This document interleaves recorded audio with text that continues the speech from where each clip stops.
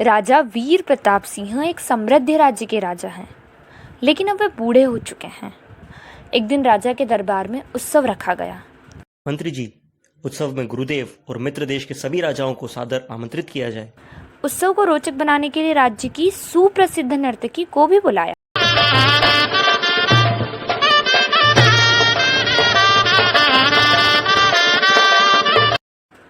नृत्य रात भर चलता रहा। ब्रह्मा मुहूर्त की बेला आई और नर्तकी ने देखा, अरे तबले वाला तो ऊँघ रहा है, इसे सावधान करना जरूरी है, वरना राजा का क्या भरोसा, दंड दे दे। उसे जगाने के लिए नर्तकी ने एक दोहा पढ़ा। बहु बीती थोड़ी रही, पल पल गई बिताए, एक पल के कारणे ना कलंक लग जाए। इस दोहे का अलग अलग व्यक्तियों ने अपने अनुरूप अर्थ निकाला और तो और तबले वाला सतर्क होकर बजाने लगा। जब ये दोहा गुरुजी ने सुना तो गुरुजी ने अपनी सारी मोहरें उस नर्तकी को दे दी। राजकुमारी ने भी अपना नौलखा हार नर्तकी को भेंट कर दिया और तो और राजा के पुत्र युवराज ने भी अपना मुकुट उतारकर उसको भेंट कर दिया।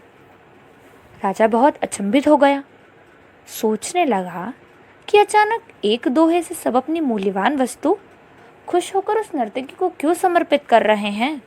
राजा नर्तिका से कहते हैं, एक दोहे से एक सामान्य नर्तिका होकर तुमने सबको लूट लिया।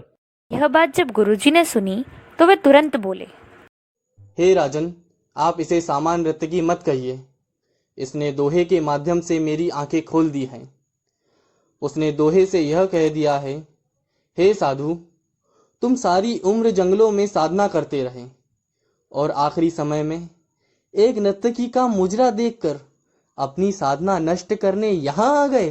भी राजकुमारी ने कहा, पिताजी, मैं जवान हो गई हूँ, पर आपका मेरी ओर कोई ध्यान ही नहीं है। आप मेरी शादी ही नहीं करा रहे हैं, इसलिए मैं आज रात इस महावत के साथ भागकर अपना जीवन बर्बाद कर देने जा रही थी। लेकिन इस नर्तकी के दोहे ने मुझे समझाया कि जल्दबाजी मत कर, कभी तो तेरी शादी होगी, क्यों अपने पिता को कलंकित करने पर तुली हुई है। राजकुमार ने कहा, पिताजी, आप वृद्ध हो चले हैं, फिर भी आप अपना राजपाट मुझे नहीं दे रहे, इसलिए मैं आज रात ही आपके सिपाहियों के साथ मिलकर आपकी हत्या करवा देना चाहता था। लेकिन इस नर्तकी के दोहे ने ये समझा दिया कि पगले, आज नहीं तो कल आखिर राज तो तुझे ही मिलना है। क्यों अपने पिता के खून का कलंक अपने सर पर लेता है? कुछ समय इंतजार कर। घटना से राजा को आत्मज्ञान हुआ और राजा ने तुरंत फैसला लिया। राज्य में घोषणा कर दो कि राजकुमारी का विवाह एक सुंदर राजकुमार से किया जाएगा और राज्य के नए राजा राजकुमार होंगे। इस घटना से नर्तिका ने भी नृत्य करना छोड़ दिया और वह सन्यासी बन गई। बहु बीती थोड़ी रही, पल पल गई बिताए, एक पल के कारणे ना कलंक लग जाए।